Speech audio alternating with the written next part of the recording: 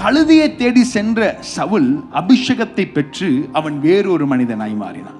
He became another man. அப்பேற்பட்ட அபிஷேகம் தேவன் தந்தது மாத்திரமில்லாமல் சமத்த இஸ்ரவேலுக்கு தேவன் முதல் ராஜாவாக சவுலை உயர்த்தினார். ஆனால் சவுலுக்குள் இருந்த பாவம், ஒரு குணாதிசயம் என்னவென்றால் கீழ்ப்படியாமை அவனுக்குள் இருந்தது. நீங்க அந்த கீழ்ப்படியாமையை கொஞ்சம் ஆழமா இறங்கி பார்த்தீங்கன்னா அது முழுமையாய் கீழ்ப்படியாமை அல்ல, பார்ஷியல் ஒபீடியன்ஸ். அப்படின்னா கொஞ்சம் கீழ்ப்படிஞ்சார், கொஞ்சம் தான் கீழ்ப்படியல. ஆண்டவர் ஒரு காரியத்தை செய்ய சொன்னாரு, அதை முற்றிலுமாய் கீழ்ப்படியல, ஒரு 50% கீழ்ப்படிஞ்சார். ஆனா ஆண்டவர் கோவம் வந்துச்சு. ஆண்டவர் சொன்னாரு, நீ 50% கீழ்ப்படிஞ்சாலும் அதுக்கு அர்த்தம் தான் என்னதான்? கீழ்ப்படியாமை தான். இன்னைக்கு நிறைய பேர் அப்படிதான் இருக்கும். நம்ம என்ன செய்யறோம்னா 50% கீழ்ப்படிஞ்சிடும்.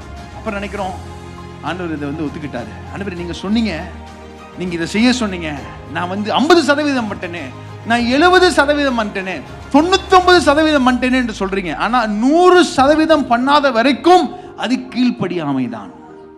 ஒரு ஆமென் சொல்லுவீங்களா?